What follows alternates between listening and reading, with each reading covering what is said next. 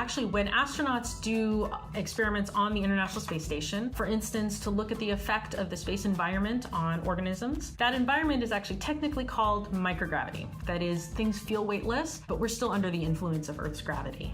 Now, the very microgravity that we're trying to study up there can make experiments actually really kind of difficult for a bunch of different reasons. First of all, stuff floats. So losing things in the ISS is a very real possibility. For example, there was a set of tomatoes that was harvested in 2022, put in a bag, and it floated away, and we couldn't find it for 8 months. So to prevent this kind of thing from happening, we use a lot of different methods, such as using enclosed experiment spaces like glove boxes and glove bags. We use a lot of Velcro to stick stuff to.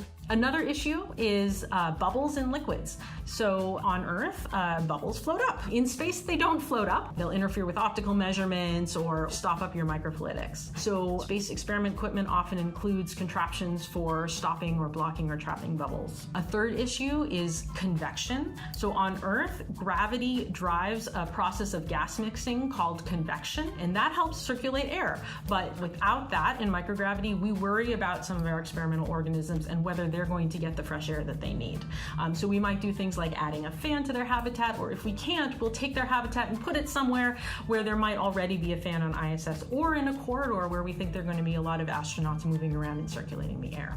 Yet another issue is the fact that a lot of the laboratory instruments we use on Earth are not designed for microgravity. So to ensure that gravity doesn't play a factor in how they work, we might do experiments on the ground where we turn them on their side, or upside down, or rotate them on a rotisserie to make sure that they keep working. So as you can tell, for every experiment that we do on the International Space Station, there's a whole team of scientists on the ground that has spent years developing the experiment design. And so I guess the answer to how we do research in microgravity is with a lot of practice and preparation.